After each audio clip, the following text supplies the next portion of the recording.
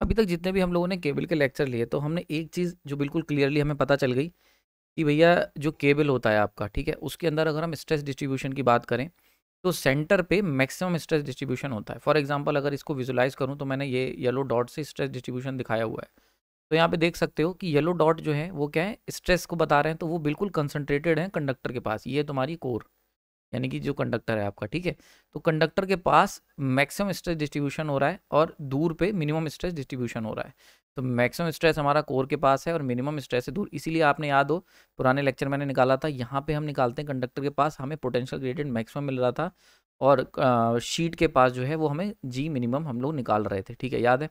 ये सारी चीज़ें हमने लास्ट लेक्चर में करी थी।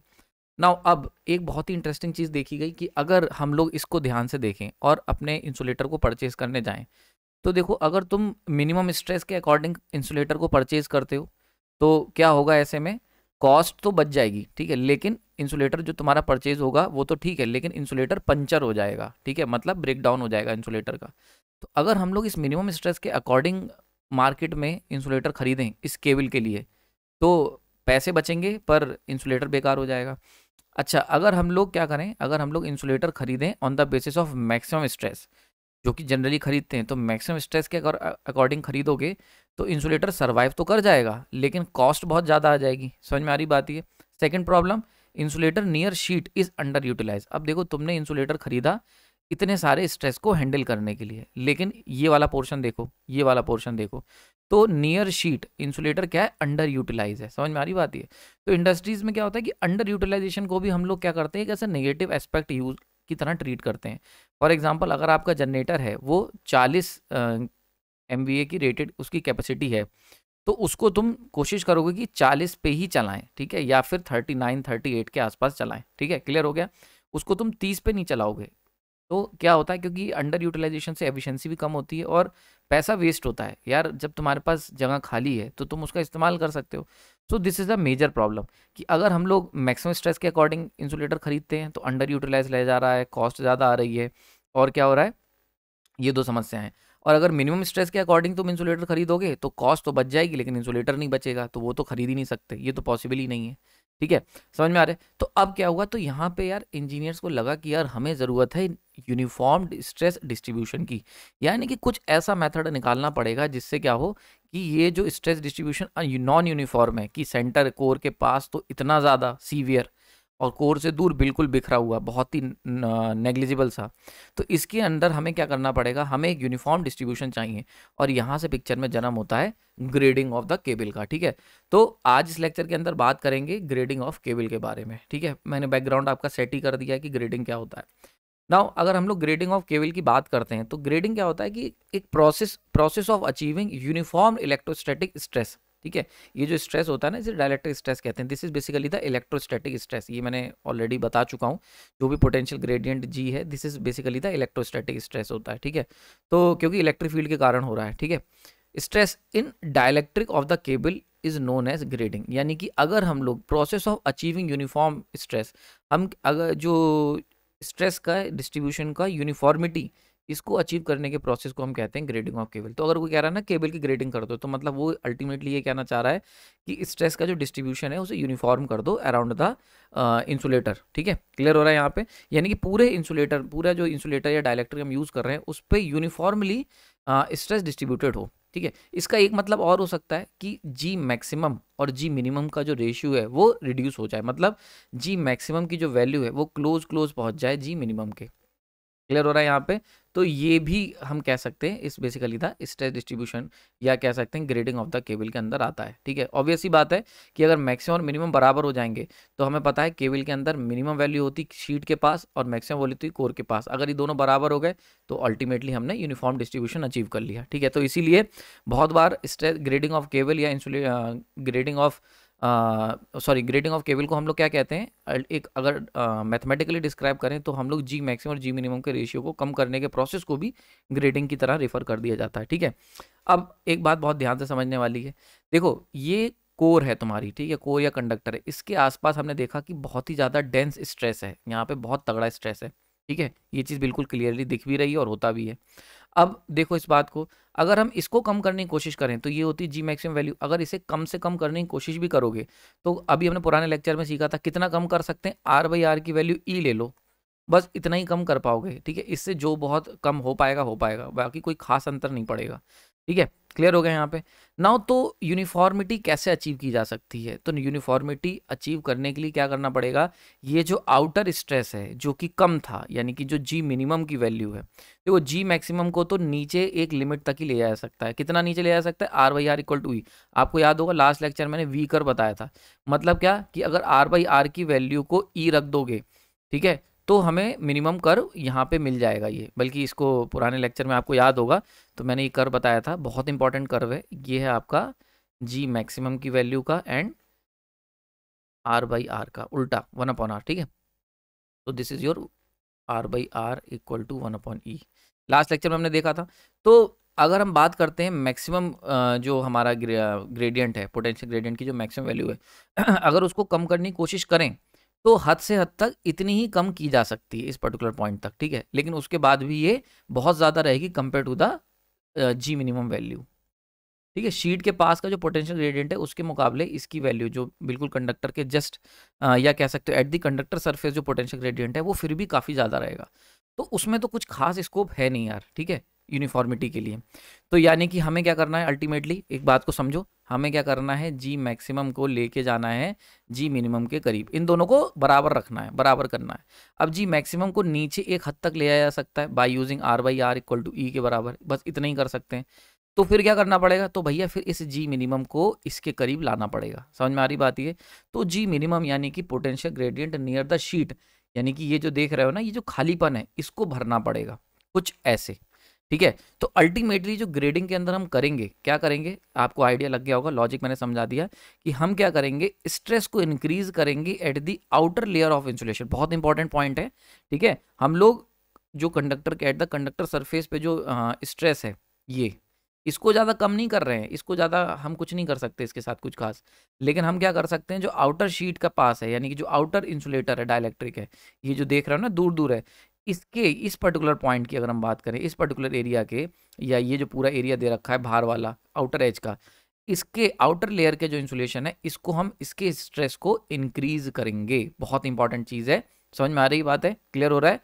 और without increasing the inner layer stress, समझ में आ रही बात है। तो हम करना क्या है, यानी कि हमें जी मिनिमम, यहाँ पे क्या होता था जी मिनिमम, इसकी वैल्यू को बढ़ाना है। कब तक बढ़ाना है, जब तक ये क्लोज ना हो जाए, जी मैक्सिमम के करीब करीब ना पहुंच जाए, ठीक है, विदाउट इंक्रीजिंग जी मैक्सिमम वैल्यू। यानी कि यहाँ पे कंडक्टर के पास, कंडक्टर के आसपास का जो स्ट्रेस है इसको नहीं बढ़ाना है, इसको टच नहीं करना है, लेकिन ये जो आउटर स्ट्रेस है इसको हमें इसके लेवल को इंक्रीज करना है, जी मिनिमम की वैल्यू को राइज अप करना है। समझ में आ रही। तो यहाँ पे देख सकते हो हमने ग्रेडिंग कैसे करनी है, समझ में आ गया। तो ग्रेडिंग का मतलब क्या था, ग्रेडिंग का मतलब था कि जी मैक्सिमम और जी मिनिमम के डिफरेंसेस को कम करना। तो जी मैक्सिमम का तो हम कम नहीं कर सकते, लेकिन जी मिनिमम को बढ़ा सकते हैं, तो वही काम कर रहे हैं। क्लियर हो रहा है यहाँ पे, ताकि हमें एक यूनिफॉर्मिटी मिल सके। तो देख सकते हो यहाँ पे ये है तुम्हारा नॉन यूनिफॉर्म स्ट्रेस डिस्ट्रीब्यूशन, ठीक है, अनग्रेडेड केबल, ठीक है। और ये है तुम्हारा ग्रेडेड, यानी कि uniform stress sorry, this is your uniform stress distribution, ठीक है। देख सकते हो यहाँ पे यूनिफॉर्मिटी है। तो हमने क्या करा, हमने जो सेंटर के जो जो कंडक्टर था कोर, उसके आसपास जो स्ट्रेस था उसको ऐसे का ऐसे ही रखा। देखो यहाँ पे भी यही है और यहाँ पे भी यही है, जो था वैसा ही है। हमने चेंज क्या करा, हमने क्या करा है, इंक्रीज कर दिया stress of outer layer of insulation. देखो ये है आउटर लेयर, ये पूरी क्या है, आउटर लेयर है। इसको कलर चेंज कर दूं अगर नहीं दिख रहा है। बहुत इंपॉर्टेंट पॉइंट है, इसलिए मैं यहाँ थोड़ा सा ज़्यादा समय स्पेंड कर रहा हूँ, ठीक है। बढ़ाने को मैं इस फोटो दिखा के आगे बढ़ा सकता हूँ, पर अगेन कॉन्सेप्ट समझ में आना चाहिए। तो देखो इनर लेयर जो थी, इनर लेयर यहाँ तक की इनर लेयर है, इसमें जितना स्ट्रेस डिस्ट्रीब्यूशन है, देखो यहाँ पे वैसा ही स्ट्रेस डिस्ट्रीब्यूशन देखने को मिल रहा है। लेकिन आउटर लेयर को कंपेयर करो, ये देखो ये स्ट्रेस क्या हो गया, इतना सारा बढ़ गया, आउटर लेयर का स्ट्रेस बढ़ गया। तो वही मैंने बात लिखी है। तो ये अगर आपको एक अनग्रेडेड केबल को ग्रेडेड करना है, यानी कि स्ट्रेस डिस्ट्रीब्यूशन बराबर करना है, तो जो कमजोर पक्ष है उसे मजबूत बना दो। जो मजबूत है वो तो ऑलरेडी मजबूत है, उसे कमजोर नहीं बनाया जा सकता। लेकिन जो कमजोर पक्ष है, यानी कि जो जी मिनिमम की वैल्यू है, इसे राइज अप कर दो, ठीक है। जी मैक्सिमम को कांस्टेंट करके जी मिनिमम को बढ़ा दो। तो इससे क्या होगा, इनके बीच का रेशियो जो है वो लगभग 1 के करीब हो जाएगा। So that is the thing जो कि यही एम है जो हम अचीव करने की कोशिश कर रहे हैं इस प्रोसेस में ग्रेडिंग के। ठीक है, क्लियर हो गया यहाँ पे। तो अनग्रेडेड केबल की बात करेंगे तो मैक्सिमम अपॉन मिनिमम का रेशियो काफ़ी ज़्यादा होता है, क्योंकि मैक्सिमम की वैल्यू बहुत ज़्यादा होती है और मिनिमम की वैल्यू बहुत कम होती है। इस केस में हम लोग क्या करते हैं, जी मैक्सिमम को कांस्टेंट कर देते हैं, इसमें चेंज नहीं करेंगे और जी मिनिमम की वैल्यू बढ़ाने लगते हैं। तो जब डिनोमिनेटर बढ़ाओगे तो ऑब्वियसली बात है रेशियो कम हो जाएगा। That is the whole objective जो हम लोग ट्राई करेंगे अचीव करने के लिए। अब बेनिफिट क्या होंगे भाई, क्यों कर रहे हैं ये सब, ठीक है। तो बेनिफिट क्या है, तो मैंने आपको जैसे एक तो कॉस्ट वाला तो बता ही दिया, वो बहुत ही कॉमन सा बेनिफिट था। लेकिन मेन बेनिफिट समझ लो, पहला बहुत ही इंपॉर्टेंट, अगर हम लोग ग्रेडिंग कर देते हैं तो सेम साइज का केबल जो है उसको हम ज़्यादा वोल्टेज पे ऑपरेट कर पाएंगे। ठीक है, अब देखो इसको कैसे, भाई कोई भी केबल, तुम्हारा जो भी केबल है वो एक सर्टेन वोल्टेज पे ऑपरेट हो पाता है। क्यों? क्योंकि अगर ये वोल्टेज जो होता है ये सारा का सारा इस कोर के अराउंड डिस्ट्रीब्यूट हो जाता है। तो अगर इस वोल्टेज जो रेटेड वोल्टेज है उससे ज़्यादा अप्लाई करोगे तो यहाँ पे डायलेक्ट्रिक ब्रेकडाउन हो जाएगा कोर के पास। ठीक है, क्लियर हो रहा है यहाँ पे, समझ में आ रहा है। तो हो क्या रहा है कि जो भी हमने जैसे मान लो कितना भी वोल्टेज दिया, वो सब का सब इतने ही कोर के इतने ही डायलेक्ट्रिक पे डिस्ट्रीब्यूट हुआ। ये वाली जो डायलेक्ट्रिक थी ये अनयूटिलाइज रह गई। समझ में आ रही बात, ये क्लियर हो रहा है यहाँ पे। यानी कि केवल जो भी तुम वोल्टेज दे रहे हो, टोटल वोल्टेज जो तुम दे रहे हो, वो केवल इतना सा पोर्शन शेयर कर रहा है। जैसा कि स्किन इफेक्ट में होता था, याद करो स्किन इफेक्ट। स्किन इफेक्ट में क्या होता था कि कंडक्टर का साइज तो इतना बड़ा होता था, लेकिन जो करंट थी वो केवल आउटर लेयर में फ्लो करती थी। तो ऐसे में क्या होता था कि लॉसेस भी ज़्यादा होते थे और वायर जलने के चांसेस भी बढ़ जाते थे। तो स्किन इफेक्ट में ये समस्या थी कि भाई जितना भी करंट दे रहे हो वो केवल और केवल आउटर एज पे डिस्ट्रीब्यूट होता था। तो वैसे ही जो वोल्टेज दे रहे हो, वोल्टेज की वजह से जो स्ट्रेस आ रहा है वो केवल केवल कोर के आसपास जो इंसुलेटर है वो बियर कर रहा है, और बचा हुआ जो दूर वाला इंसुलेटर है एट द शीट वो फ्री घूम रहा है, उसके ऊपर स्ट्रेस नहीं। तो इसलिए हम ज़्यादा स्ट्रेस नहीं दे सकते थे, वरना केबल रप्चर हो जाएगी, मतलब इंसुलेटर ब्रेकडाउन हो जाएगा। लेकिन जब हम लोग ग्रेडिंग कर देंगे तो क्या होगा, इनर वाला तो स्ट्रेस है ही है, अब बाहर वाले पे भी स्ट्रेस डिस्ट्रीब्यूशन होगा। तो अब अगर बाहर वाले पे भी स्ट्रेस डिस्ट्रीब्यूशन होगा तो यहाँ पे देख सकते हो खूब सारा वोल्टेज हम लोग दे सकते हैं। समझ में आ रही बात ये, क्योंकि अब यूनिफॉर्म डिस्ट्रीब्यूशन है तो हम ज़्यादा वोल्टेज दे पाएंगे सेम साइज़ की केबल पे। सेम साइज़, ये इंपॉर्टेंट चीज़ क्या है, केबल हमने सेम साइज़ की रखी है तो सेम साइज़ की केबल पे हम ज़्यादा वोल्टेज डाल पाएंगे। क्यों? क्योंकि अब हमारे पास बहुत सारी सीटें यूटिलाइज होने वाली हैं। तो अब क्योंकि वोल्टेज का जो स्ट्रेस है, वोल्टेज की वजह से जो स्ट्रेस आ रहा है डायलेक्ट्रिक पे वो यूनिफॉर्मली डिस्ट्रीब्यूट हो रहा है, तो हमें कोई टेंशन नहीं है। जितना भी वोल्ट हम काफ़ी हद तक स्ट्रेस को डील कर सकते हैं। क्यों? क्योंकि जो जी मैक्सिमम है और जो बाहर वाला जी मिनिमम था इसको हमने बढ़ा दिया है। तो इसको बढ़ा दिया मतलब यहाँ पे अब स्ट्रेस को यूनिफॉर्मली डिस्ट्रीब्यूट कर दिया है। तो ग्रेडेड केबल जो है वो हाई वोल्टेज को हैंडल कर सकता है। ठीक है, क्यों? क्योंकि वोल्टेज स्ट्रेस जो है वो distributed along the complete diameter, पूरे डायमीटर पे यूनिफॉर्मली डिस्ट्रीब्यूट हो रहा है स्ट्रेस। ठीक है, क्लियर हो गया यहाँ पे। सीधी सी बात है यार कि अगर पहले वाले केस में क्या था कि स्ट्रेस केवल इतने एरिया में डाइवर्ट मतलब उस पर डिलीवर हो रहा था या अप्लाइड हो रहा था, तो ये वाला एरिया टूट जा रहा था ज़्यादा स्ट्रेस देने पे, और ये वाला एरिया मस्त घूम रहा था, इस पर कोई स्ट्रेस नहीं था। जब यूनिफॉर्मली कर दिया तो हम जब यूनिफॉर्म करोगे तो पूरे इस पर डिस्ट्रीब्यूट होगा, तो हम ज़्यादा स्ट्रेस अप्लाई कर सकते हैं। That is the whole case.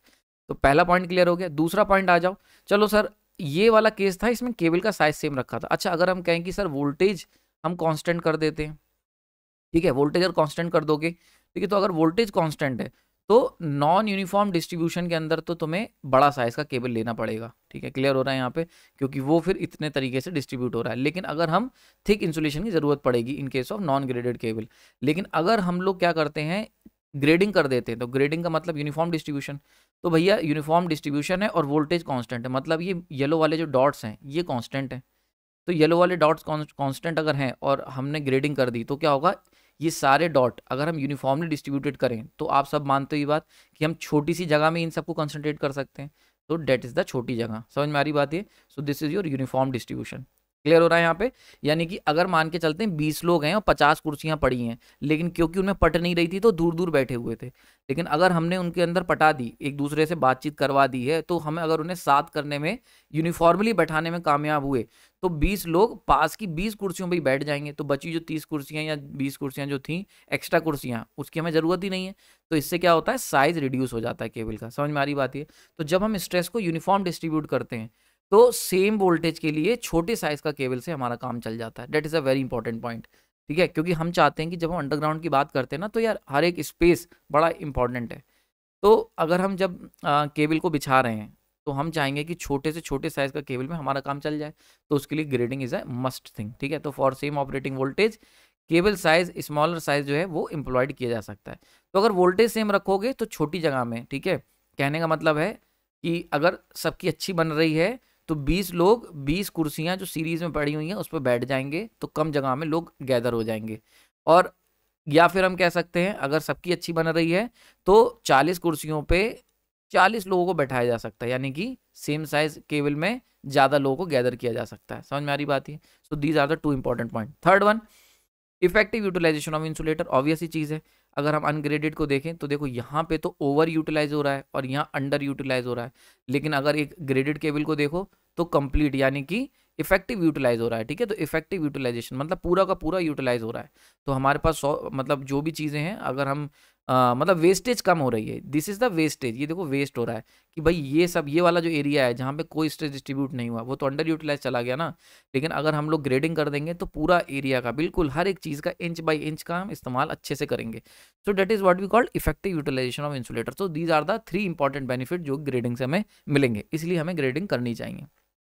Next 2 तरीके हैं जिससे ग्रेडिंग की जा सकती है केबल के अंदर। पहला है कैपेसिटिव ग्रेडिंग, यानी कि कैपेसिटेंस ग्रेडिंग कह लो, कैपेसिटिव ग्रेडिंग कह लो। इसके अंदर क्या करते हैं, इसको अभी ध्यान से समझते हैं। तो अभी तक हमने क्या देखा कि ये वाला जो पोर्शन है, ठीक है, this is your metal sheet. ठीक है, बहुत ध्यान से समझ लो, this is your metal sheet और दिस इज योर कंडक्टर। तो हमने देखा जो कंडक्टर के पास वाला एरिया है यहाँ पे ज़्यादा स्ट्रेस है ऑन इनर इंसुलेटर। ठीक है, तो यहाँ पे ज़्यादा स्ट्रेस है और यहाँ पे क्या है, स्ट्रेस कम है, less stress on edge insulator, जो मतलब नियर शीट है। तो अगर हम लोग इफेक्टिव यूटिलाइजेशन चाहते हो, भाई यहाँ पे हम देख रहे हैं कि इंसुलेटर पे कोई खास प्रेशर नहीं है, तो यहाँ पे वीक इंसुलेटर वाला लगा दो। हम यहाँ स्ट्रॉन्ग इंसुलेटर क्यों लगाएं भाई, जब यहाँ पे ज़रूरत ही नहीं है तो यहाँ की लाइटें बंद कर दो, मतलब इंसुलेटर सस्ता वाला लगा दो। तो यहाँ पे हम क्या करेंगे, सस्ता इंसुलेटर लगा देंगे। और यहाँ पे सस्ता इंसुलेटर मीन्स परमिटिविटी के साथ खेल जाएंगे, क्योंकि इंसुलेटर की क्वालिटी कौन बताता है, परमिटिविटी बताती है। तो यहाँ पे हम क्या करेंगे, लो परमिटिविटी वाले इंसुलेटर से काम चला लेंगे। और यहाँ पे क्या है, बहुत ज़्यादा स्ट्रेस है, तो यहाँ पे अगर इंसुलेटर ले रहे हो तो यहाँ पे स्ट्रॉन्ग इंसुलेशन ले लो, स्ट्रॉन्ग मीन्स हाई परमिटिविटी वाला। ठीक है, सो हम लोग क्या करते हैं, कैपेसिटिव ग्रेडिंग के अंदर अलग अलग लेयर ऑफ इंसुलेटर यूज करते हैं, मतलब डिफरेंट टाइप्स ऑफ इंसुलेटर। तो जो कंडक्टर के पास वाला एरिया होता है, रेड कलर से मैंने दिखाया है, मतलब हाई डाइलेक्ट्रिक स्ट्रेस। तो यहाँ पे क्योंकि स्ट्रेस बहुत ज़्यादा है तो इसलिए हाई डाइलेक्ट्रिक स्ट्रेंथ वाला, हाई परमिटिविटी वाला हम लोग यहाँ पे इंसुलेटर ले लेते हैं। ठीक है, और वहीं पे जो दूर वाला है, जो दूर वाला आपका इंसुलेटर है, वहाँ पे लो परमिटिविटी वाले इंसुलेटर से काम चला लेते हैं, मतलब सस्ता वाला इंसुलेटर ले लेते हैं, क्योंकि वहाँ पे स्ट्रेस कम है। तो ऐसे में क्या होता है, यहाँ पे स्ट्रेस ज़्यादा तो इंसुलेटर भी तगड़ा ले लिया, तो ये बैलेंस आउट हो गया। और यहाँ पे क्या है, स्ट्रेस कम तो इंसुलेटर भी हल्का वाला ले लिया, हल्की क्वालिटी का। तो ओवरऑल क्या होता है, क्वालिटी सेम मेंटेन हो जाती है। समझ में आ रहा है? तो स्ट्रेस का डिस्ट्रीब्यूशन जो होता है थोड़ा सा यूनिफॉर्म हो जाता है। बाकी इसको हम लोग सेपरेटली आने वाले समय में लेक्चर्स है इसका, कैपेसिटिव ग्रेडिंग बहुत ही डिटेल में चर्चा की मैंने, उसके अंदर बहुत ही डिटेल में बात करेंगे कैपेसिटिव ग्रेडिंग कैसे काम करती है। उसमें फॉर्मूला सब लगा के बताया है, मस्त एकदम मज़ा आएगा। ठीक है, समझ में आ रहा है? तो मज़ा आना चाहिए यार, सीखने को मिल रहा है और मज़ा आना चाहिए। तो आप अल्टीमेट लर्निंग इसी को कहते हैं। ठीक है, तो समझ में आ रही बात ये। तो ये हो गया यूनिफॉर्म स्ट्रेस डिस्ट्रीब्यूशन। तो याद रखो कैपेसिटिव ग्रेडिंग में क्वेश्चन क्या आ जाता है यार, अगर बेसिक कॉमन लेमन लैंग्वेज पूछें, कैपेसिटिव ग्रेडिंग में हम लोग क्या करें, मल्टीपल इंसुलेटर का इस्तेमाल कर रहे हैं, इंसुलेटर कह लो या डाइलेक्ट्रिक कह लो, मतलब मल्टीपल डाइलेक्ट्रिक लेयर का इस्तेमाल करके हम लोग स्ट्रेस का यूनिफॉर्मेशन कर रहे हैं, मतलब स्ट्रेस डिस्ट्रीब्यूशन को यूनिफॉर्म बना रहे हैं। देखो, देख रहे हो ना, यहाँ पे अनयूनिफॉर्म है और ये देखो यूनिफॉर्म, एकदम बढ़िया सा रंगोली लग रहा है।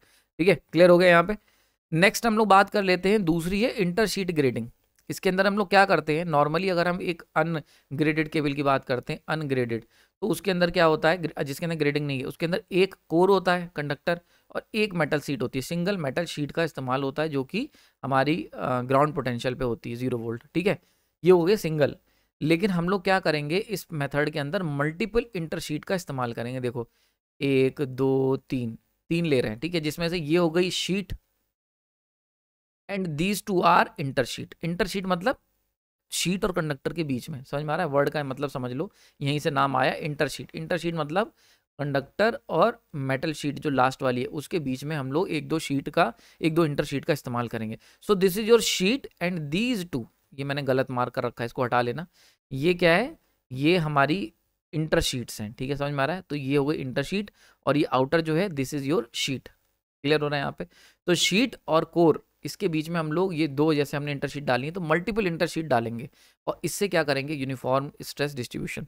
तो जो स्ट्रेस जो डिस्ट्रीब्यूट हो रहा है around the core of the conductor और अराउंड द डाइलेक्ट्रिक, उसको थोड़ा सा यूनिफॉर्म बनाएंगे बाय यूजिंग मल्टीपल इंटरशीट। अब ये कैसे करेंगे ये भी हम लोग चर्चा करेंगे सेपरेट वीडियो में, क्योंकि इंटरशीट भी अपने आप में एक बढ़िया पूरी एक फिजिक्स है, पूरी एक साइंस है, उसको चर्चा करेंगे। ठीक है, तो ये लेक्चर यहाँ तक ही है। अगर आप चाहते हो इसकी पीडीएफ, कलरफुल पीडीएफ आपको मिल जाए तो भैया जल्दी से प्राइम वीडियो, हमारा जो प्राइम मेंबर है उनको ज्वाइन कर लो, प्राइम ग्रुप जो है हमारा मेंबरशिप को मेनली ज्वाइन कर लो, वहाँ पे मैंने डाल रखे हैं। और जो भी नए लेटेस्ट लेक्चर है, जो पुराने लेक्चर हैं, सबकी पीडीएफ वहाँ तो मिल जाएगी। साथ ही साथ अगर किसी एग्जाम की तैयारी कर रहे हो तो भी आप इस ग्रुप को ज्वाइन कर सकते हो। इसके अंदर जैसे केबल ही है, अब इसके जो न्यूमेरिकल्स हैं वो मैं यहाँ पे डाल देता हूँ। तो न्यूमेरिकल्स हो गए, प्रीवियस ईयर के पेपर्स हो गए, शॉर्ट ट्रिक्स हो गई, तो जितनी भी ये सारी चीज़ें हैं ना जो प्रीवियस ईयर पेपर में या आपके एग्जाम्स के लिए इंपॉर्टेंट है, वो सब तुम्हें यहाँ पे मिल जाएगी। ठीक है, आपने अपना कीमती समय दिया उसके लिए धन्यवाद। कोई डाउट है तो कमेंट सेक्शन बता देना। लेक्चर पसंद आया तो लाइक और शेयर जरूर करें। Thank you.